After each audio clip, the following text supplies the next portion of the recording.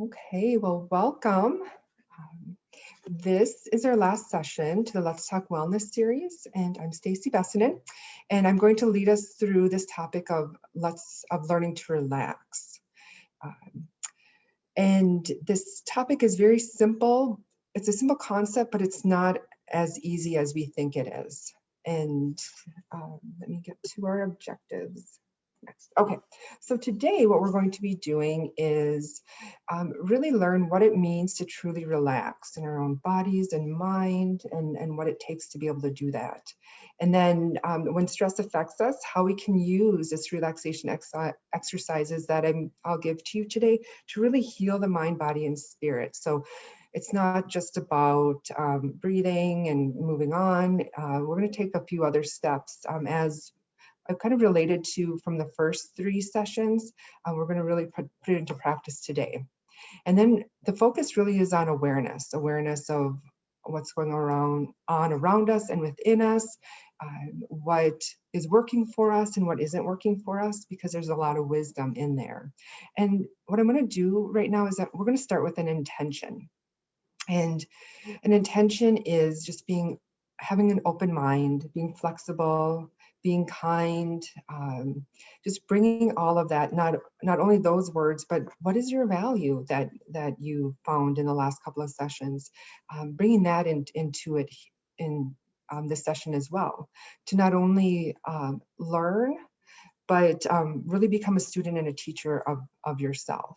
And we can begin anything we do with intention, to be open and flexible and kind. And we can start our day with intention, eating a meal, walking into a meeting or joining a Zoom meeting, and just anything that we do, just having that open mind, almost like living your life as an experiment, being very curious and knowing that you can learn a lot from this new experience, even if it's an experience that you do every day, walking into it with a new open mind, kind of as you would a child who has never seen something, or it's a new experience, because everything is changing and everything is new. Even the next breath that we take, it's a new breath. We've never taken this breath before. So the ultimate goal is not to go into this experiment, or not to go into this new curious thing that we're doing. It's really thinking about it as a new experience, and not really going into it with expectations that there's not going to be uh, hard times, there's not going to be suffering, there's not going to be stress, because we know that there is. And sometimes we might think that, oh, even if I just learn to relax more, and I learn to breathe more, then I'll have less stress or less suffering. That's not really what it means. It means it means that we're going to be taking care of ourselves in those moments of hard times. So we know that from the first session, that stress 101, that stress is very normal. You're a human being, it's normal. We need that stress response for survival. And you can see there on the left-hand side, all of that stress response. And then on the opposite side is that relaxation response. And so when we look at that stress response, what we're looking at is that physical side of stress. We need our body to do what it needs to do in times of fight or flight. Not only for our body to do what it needs to do, but for our own safety. And we talked about, I think the example I gave was, just walking down a sidewalk and, going for a walk, and then stepping out into the crosswalk, and then having a car come by and not stopping for us. So then our stress response takes over and we jump back to be safe and for survival. So we need that. We need that innate primitive part of our brain, our sympathetic nervous system, to automatically do what it needs to do for us. We can be very grateful for that, and we can say, oh my gosh, thank goodness I'm safe and nothing happened. So activating the fight or flight response during a threat or a perceived danger is we need that. It's very important. And, you know, we can feel that cortisol coursing through our body. And so that, you know, that feeling doesn't always feel the best. That cortisol surging, you know, our heart starts pounding, and we start to breathe a little bit shallower, and you know, the blood is just flowing through our system. Sometimes that doesn't feel very good, but we know fundamentally it's a good response. We need to have it, and it's survival. It's survival, and we need it in times of danger. So how can we calm these physical effects of the stress response? And that's really what we're looking at. And we can start with that breath. And you know, everyone is different. What one person needs to calm themselves from that stress response is different from somebody else. So so that, you know, that's where that self-care comes in, that self-compassion, that figuring out what we need and when. And we really want to start out with that breath, because it's that number one tool. It's with us all the time. That slow, deep breathing activates that vagus nerve that runs through our diaphragm. And that's why we put our hand on our belly when we're breathing, to make sure that belly is rising. So we're activating that diaphragm. So we're using that vagus nerve, and that engages that relaxation response, that parasympathetic nervous system. And that can help increase oxygenation. It can interrupt that panic response, that shallow breath that kind of takes over. And then, like I had mentioned, that belly breathing. So let's practice this right in this moment. So what I want you to do is get into just a comfortable position. You can close your eyes if you'd like. Otherwise, just kind of stare at maybe that letter E on your computer.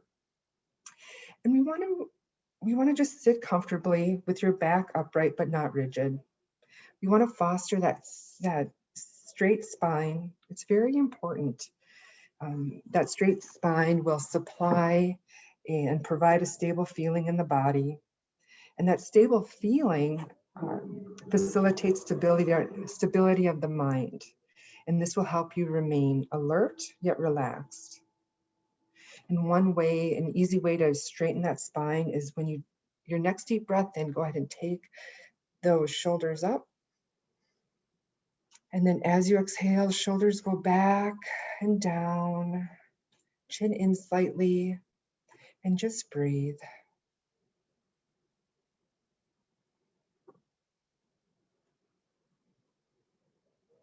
And if you feel like closing your eyes, that is just fine. If you feel like leaving them open, you know, just stare at something in front of you.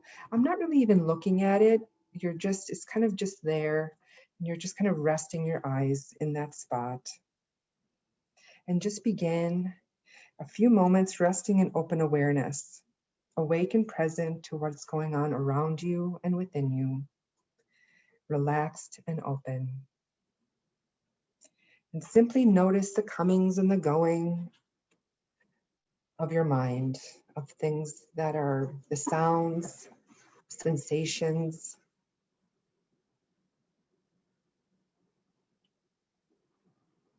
thoughts, emotions, whatever's coming and going.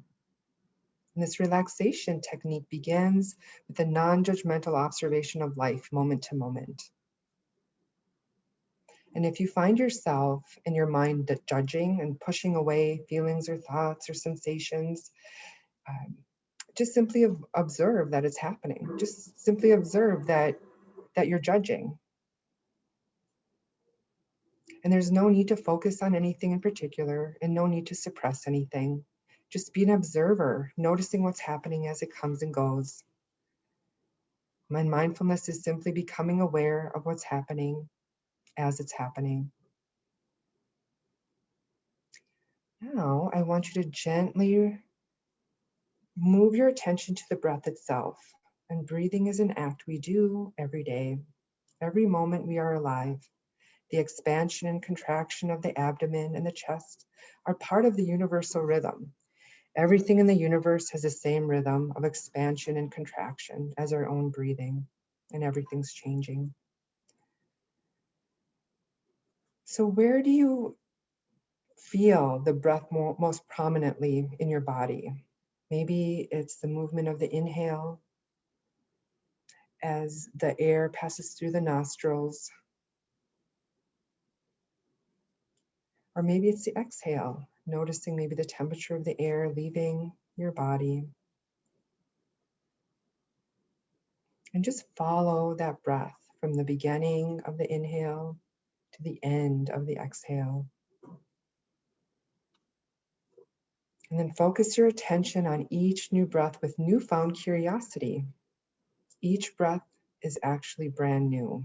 You've never taken this particular breath before. And just notice.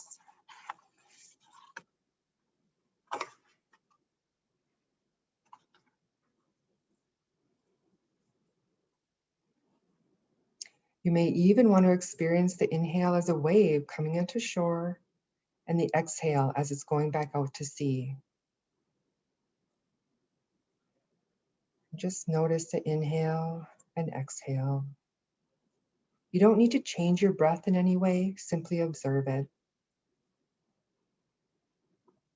And if you notice the mind pulling attention away from observing the breath in a daydream or planning or any type of thinking, just gently return to the breath, knowing that the return is as much part of the relaxation practice as the awareness of breath itself.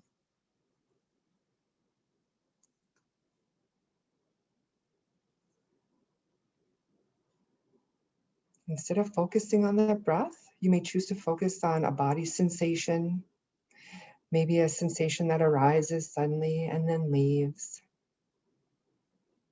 You might want to focus on your whole body. You might want to focus on the sound of silence around you, or just the other sounds that are passing by.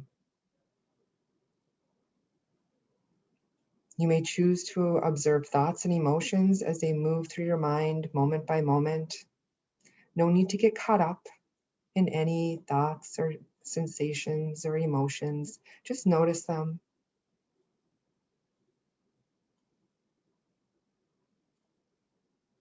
And anytime you do this, when you're sitting and focusing, maybe in open awareness, you can do this for as long as you'd like. And if you're listening to this on the recording later, you might want to just pause at this moment and just be in this moment and practice for a longer time.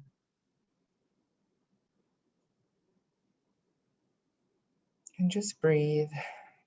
Deep breath in and out, and just notice. Bringing yourself back to the room, just being in open awareness, just noticing what's going on around you and within you. No need to focus on anything. No need to suppress anything. Just observe what is happening as it comes and goes. Your next deep breath in, just notice the air coming in. And as you exhale, wiggle your fingers and your toes, open your eyes if they're closed, bringing yourself back to the room.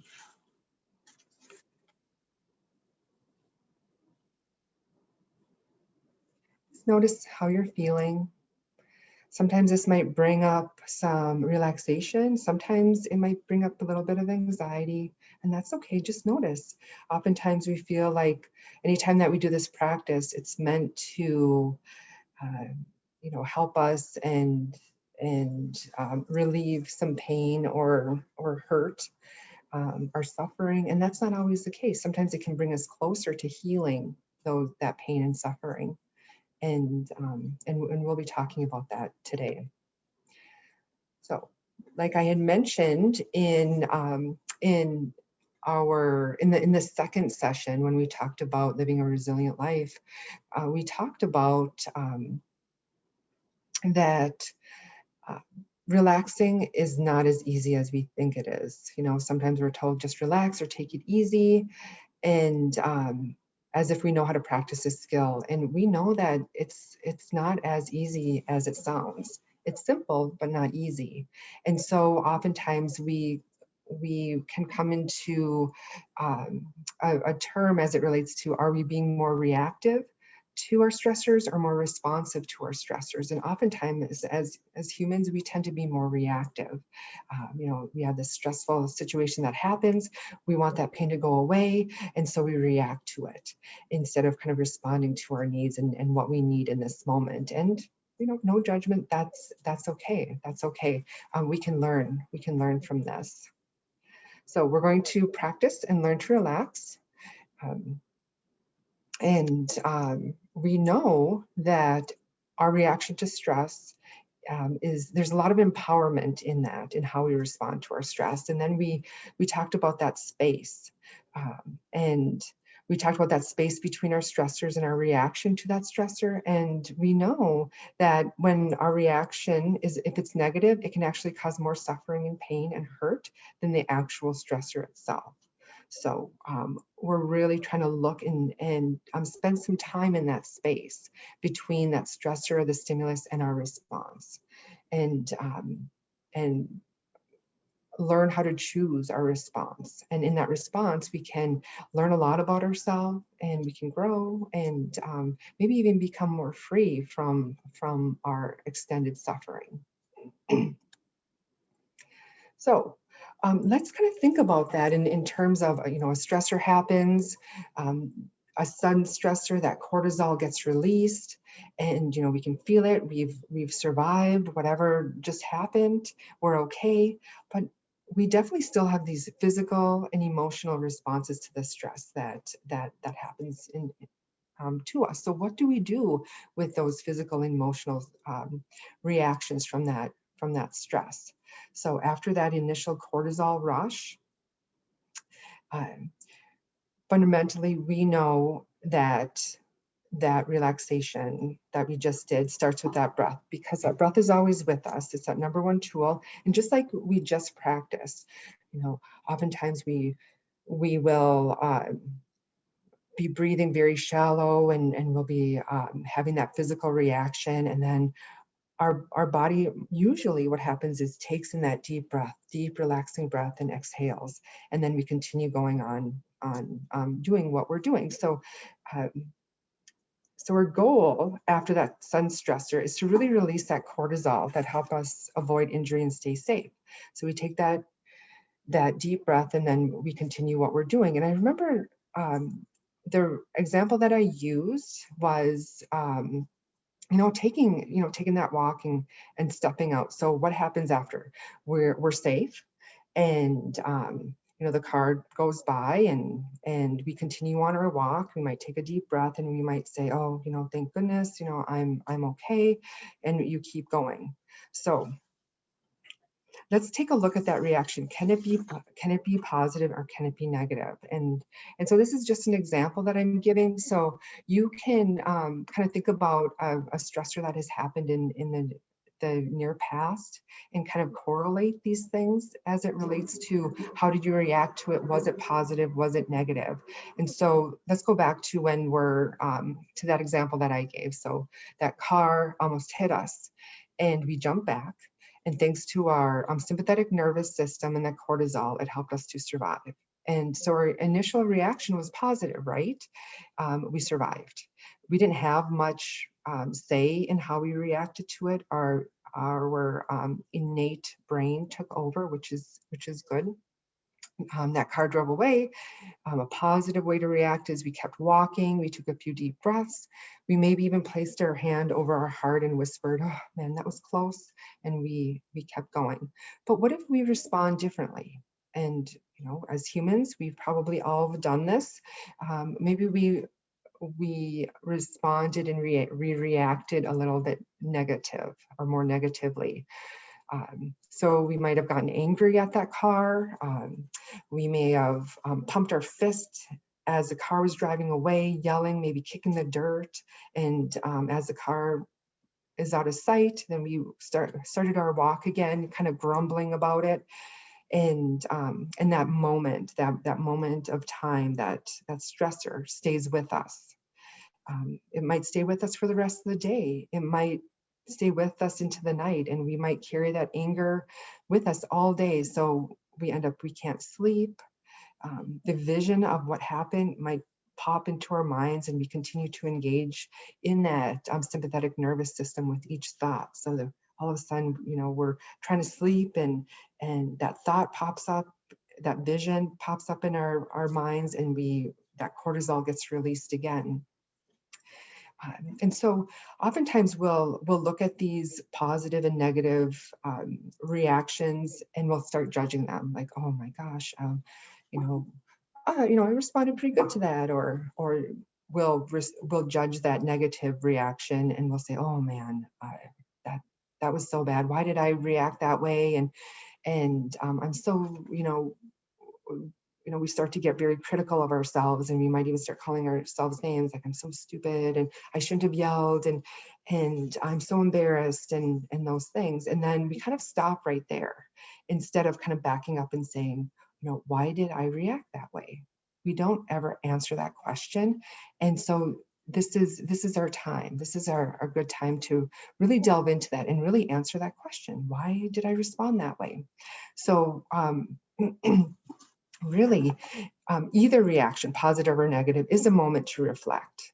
Being thankful for a quick response towards safety, and taking those deep breaths, and being grateful for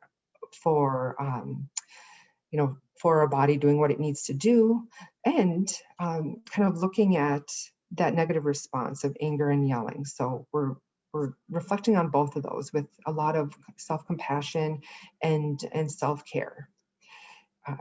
So whatever the stressor it was and how we reacted moment to moment, we become a student, and we can really learn about ourselves.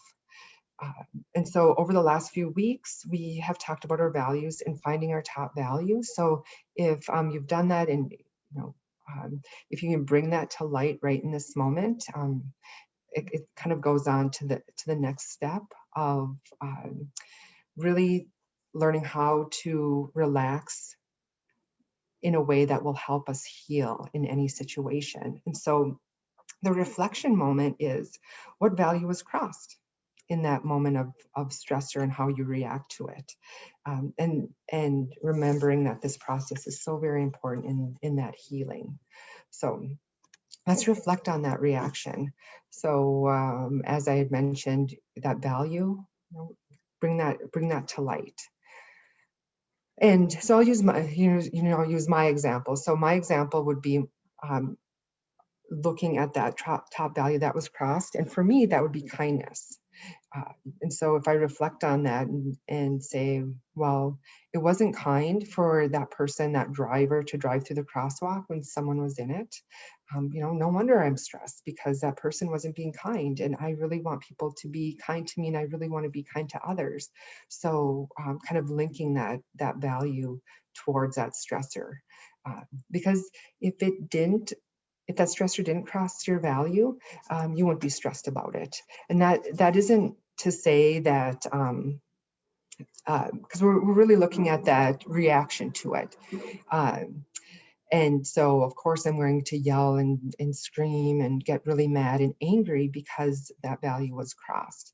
So that's one way to really reflect on that reaction, is look at the values. Another one is to take a different kind of a loop and look at the perspective, and take perspective of it. And this can be a really, really hard thing to do, but it can also help allow yourself to find that space in between the stressor and how you react to it. So taking some perspective is, maybe if I was able to talk to this person who, maybe they did stop and apologize and say, oh my gosh, I was really stressed out, or I didn't even see you. Maybe we'd find out that it was never their intention, right? There was never their intention to run, to cross that crosswalk without looking. And that can be a huge thing. We know that people don't wake up in the morning with the intention that, any crosswalk I go through, and if somebody's in there, I'm gonna try to run them over. That's not anyone's intention to do. That's not our intention. So we can kind of go into that situation knowing that it was probably an accident. They didn't mean to do that. And I often use this when I'm driving on the freeway. People are trying to get to where they need to go. If you get cut off, you can have the reaction of, yelling, oh, why did you cut me off? But what I do, and it really helps me, especially with the stress of driving in traffic, is saying, I am so glad I'm the one who was there to be cut off. And I'm glad they were able to get in front of me, because I don't know what's going on in their life. They might have to get to the hospital. Maybe a family member's in the hospital, or maybe they're really late for work and something's going on. You just never know what's going on. So I set my intention to be as kind as I can, because I don't know what's happening. Everybody has a story. Everyone is going through something, and so that kind of goes back to say, what somebody has done to me that isn't kind has nothing to do with me. It has everything to do with what is going on in their own life. And that can really help to kind of allow yourself some space before you react. And then how you react, either positive or negative, could be a direct reflection on how your day is going. What was your mood before the stressor? If you're having a really, really good day and somebody, does something, or a stressor happens, or that person didn't wait or didn't stop for you at the crosswalk. If you're having a really good day, your reaction might be very positive, to the point where it's like, oh, okay, bye, see you, go ahead. Or if you're having a really, really bad day, your reaction could be much different. And so we have to look at that as well. Like, how is our day going? Because that can affect how we react, and that's okay. So no judgment. So really what we're trying to do is we're trying to have that open mind to learn from our pain, suffering, and why we stress over what we do. It can really help us lead us toward healing and our better reaction towards how we react, and self-care. And in this moment, we know that our struggles can lead us to our strength, and it's okay to struggle, and it's okay to have pain, and it's okay to have stress, because stress is very normal. But when we reflect on that, it can really lead us to our strength, and help us heal. So that's when we look at the positive side of stress. So we welcome a stress by recognizing it's a response to something we really care about. So what is that positive motivation behind that stressor, and why does it matter? We're linking it back to our values. And so when we embrace stress, we can transform fear into courage, and isolation into connection, and suffering into meaning. And that's what it's all about. It is really learning about ourselves, and why we do what we do, and when and how. So very, very powerful. So let's get into this. And I know we did a little bit of this last time, but let's get into this awareness practice. So we're looking at if you're stressed out right now, or if you were stressed out yesterday, kind of bring to mind that stressor. What is it like? Where do you feel that in your body? And just notice it. Are you stressed? If you are, just say, I am stressed. You can, if you're feeling pretty relaxed right now, just kind of take this moment in, and just reflect on it, and use it next time you're stressed. So just say it, like, I am stressed. That's so powerful, to just be in that moment, and to just put a word to it. I'm stressed. And then I'm stressed because, and oftentimes we stop there. We go, I'm stressed, and we just kind of keep going through our day. But if you can kind of stop and say, I'm stressed because, this happened or that happened, it's very, very powerful. And the second you name that feeling, like, where are you feeling that in your body? Oftentimes when I'm stressed, I feel it kind of in the spleen, liver area. And so what I'll do is I'll just put my hand over that spot, and I'll say, I'm feeling really stressed, and I kind of feel nauseous, and I'm feeling really sad, and ouch, this is painful, this hurts. So you're putting your hand over that pain, or over that feeling, and you're actually giving it words. It hurts. It's painful. You're being there. You're allowing yourself some kindness, and giving it a name, and you're allowing yourself to be in that moment, which is so powerful. And the third is to bring in that common humanity. And oftentimes when I'm going over the stressful situation, I'm saying we and our, because we're in this together. You're not alone. Anyone going through this would feel the same way. Anyone who gets cut off, or anyone who almost gets hit by a car in a crosswalk would feel the same way. It hurts. It's painful. You are not alone. And then the fourth is that self-care. So what I need right now in this moment is I need to continue on my walk. I need to go home and I need to talk to someone. I need to stream, or I need to fill in the blank. There's so many different things, and your self-care is your self-care, and that's okay. All right, so let's just really think about who we are as people, and as the world around us. Everything, every day, every moment, every person, even ourselves, is changing. Changes everywhere. We are continually changing, and along with everything around us. Oftentimes what happens is we try to control change. We try to control the uncontrollable. We look for security and predictability, and we want to be comfortable and we want to be safe. And change can be really scary. And the truth is we can't avoid uncertainty. Change can be an adventure, but it also can make us really afraid.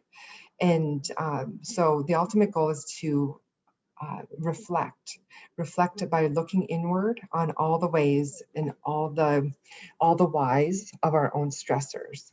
And that reflection can be really super scary.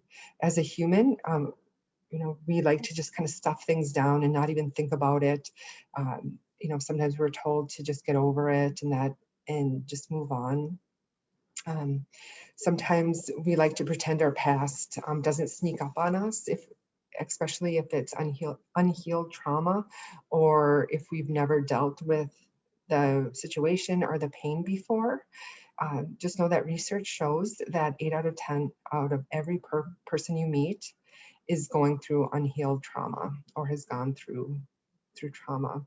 And so you're not alone on your journey.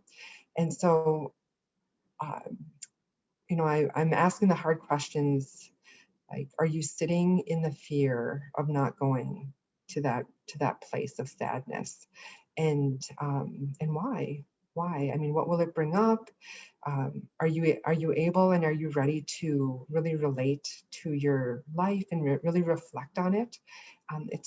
It can be really, really a hard thing. And so what we want to do is we want to really practice a lot of self-compassion along with that. And that's where it is. We practice our past pain, and we practice with our stressors and our reaction to stress. And we practice in this difficulty with self-compassion. And in our last week, we did talk a lot about self-compassion. We talked about that self-compassion facilitates resilience by helping us react to any negative situation in a very healing way. And we notice this when we say, ouch, this hurts, like we just went through. And then just knowing that your truth is greater than your suffering. Self-compassion can really offer us a chance to show up to our experience with kindness and courage. When we did that last reflection and that last awareness practice, and when we said, ouch, this hurts, we're showing up to our suffering with that kindness and courage. And like I had mentioned last week, and it's the same thing this week, your truth is greater than your suffering. And when I ask you, remember when I asked you to write down your most critical statement, that statement that pops up when something goes wrong or you fail at something or you make a mistake. And then I had you turn it around and say the statement to someone you really cared about. And just that thought alone, we couldn't do it. We kind of froze in that moment. And so why? Why do we say these things to ourselves? It's so easy then. And we noticed that because we wouldn't ever say anything like that to anybody else. We know and we've learned that we are our own worst critic, and we spend so much time during our day really giving energy to these critical statements, these untruths, having internal dialogue that isn't helpful. And so our brains are really programmed to remember the negative. And it's really important to know that, of course. Um, so when we remember the negative, it's part of our survival. It's part of that innate brain of ours, that when we can remember, you know, that's painful, that's negative, we need to not go there anymore, so we don't have to go through that pain. And I liken that like a little toddler that walks into the kitchen and there's a pot of boiling water on the stove and there's flames, and it's just kind of that's really pretty, they want to touch it, so they go up and touch it, and of course it causes them pain. They recoil and they might cry, and but there's a lot of learning in that. So the next day, the same thing, they walk into the kitchen, there's that hot pot.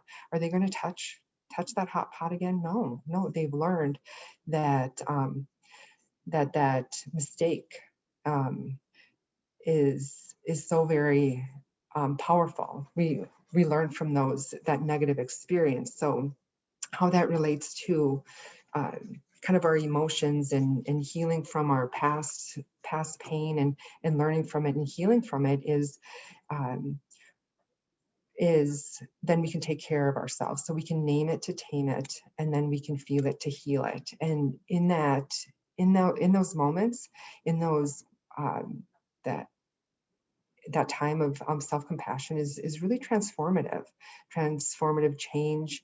And in that moment is just that genuine act of kindness. And and then we can really live our best life in that moment. And so what I want to do next is I want to do a self-compassion exercise for us. And so go ahead and sit back and relax. Again, you can close your eyes. And like I had mentioned before, we know our brains are programmed to remember the negative, and this helps us with survival.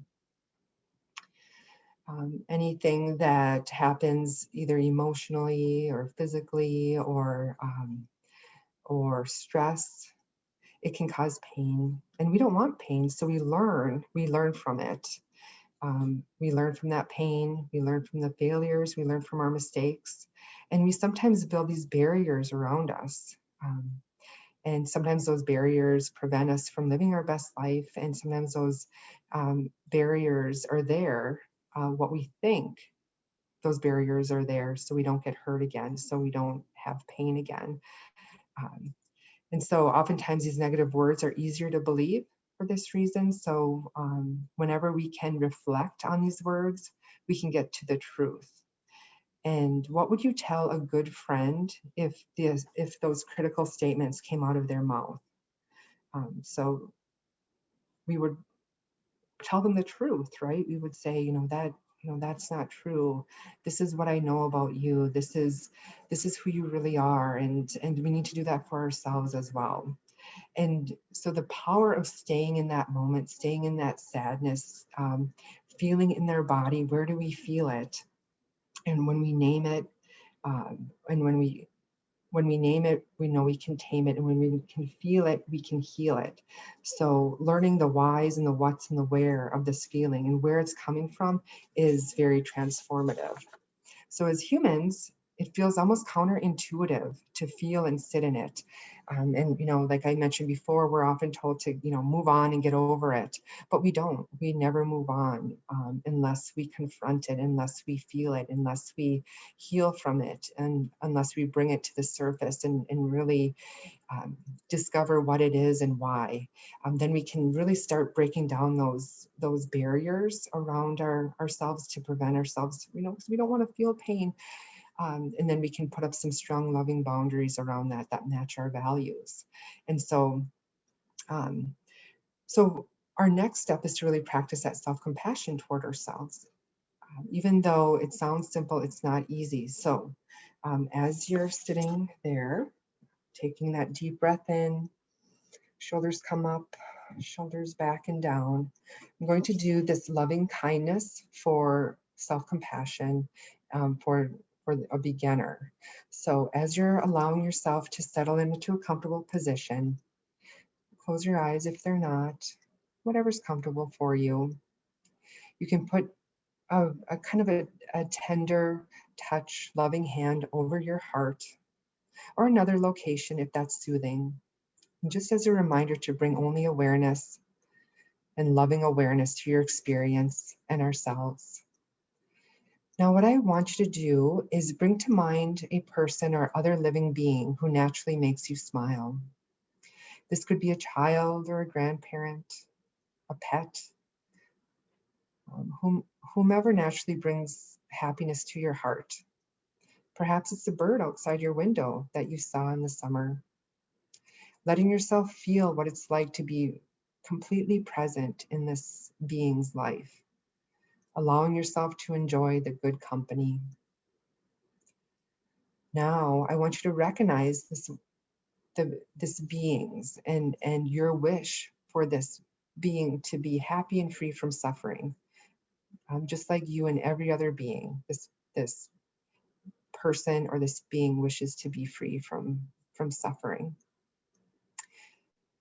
And I want you to very softly and gently feel the importance of these words. So say these words in your own mind and in your own heart, and just focus them to this being right in front of you in your mind, and say, may you be safe. May you be peaceful. May you be healthy. And may you live with ease. May you be safe. May you be peaceful. May you be healthy. And may you live with ease. And when you notice your mind wandering, just return to those words and the image of your loved one, savoring any warm feelings that may arise, taking your time. May you be safe. May you be peaceful. May you be healthy. May you live with ease. Now, I want you to add yourself to the circle of goodwill, putting your hand over your heart and feeling the warmth and gentle pressure of your hand. And just for a moment, just rest. And add yourself by saying, along with the being, may we be safe. May we be peaceful. May we be healthy. May we live with ease. May we be safe. May we be peaceful. May we be healthy. May we live with ease. And just notice how that feels in your body and mind. And now let go of the image of the other and bring all your full attention and focus on yourself, visualizing your whole body in your mind's eye, noticing any stress or uneasiness that may be lingering within you, and offer yourself these phrases. May I be safe. May I be peaceful. May I be healthy. May I live with ease. There might be other words that you can use that you need to hear. Go ahead and use those in place of the words that I used. May I be safe. May I be peaceful. May I be healthy. May I live with ease. Just notice how that feels. Finally, taking a couple of deep breaths and just resting quietly in your own body, accepting whatever your experience is as it is. We're just setting the intention to open our hearts and see what happens. Take one more deep breath. And as you exhale, wiggling your fingers and your toes, bringing yourself back to the room. And know that this is really hard work. We have a lot of resources. We have mindfulness workshop and resilient life workshop coming up. It takes time and practice. These workshops are between 4 and 8 weeks long. And so they're always available. And I'll be sending you some resources. Sometimes we can't do this alone. We need some talk therapy with a counselor or therapist, and that's okay. And there's also that resiliency writing. So whenever you're taking time to reflect on your response and your how you reacted. It's okay to write things down. Pen to paper is so very powerful. Just get everything out of your mind and write about it. Very, very powerful. Some final thoughts. So relaxation takes practice, and we can really become a teacher and a student of ourselves and learn so much. And that inner wisdom of learning can be experienced within our stress and our stressors by being mindful of our thoughts, values, and feelings in our words, both positive and negative. And then we can access this wisdom to be on our own wellness journey by being aware of what will work for us and what won't work for us through this self-care and self-compassion. And remembering that self-compassion leads to healthier choices for us, and then that eventually will lead to living our best life. But it takes a lot of time. So I went a couple minutes over. If there's any questions you have, I will answer them. And as we move forward, and definitely tell me what you think. Feel free to visit our website, changethechill.org. I'll be sending up a follow-up email with some resources, and then feel free to email me or the changethechill@alina.com.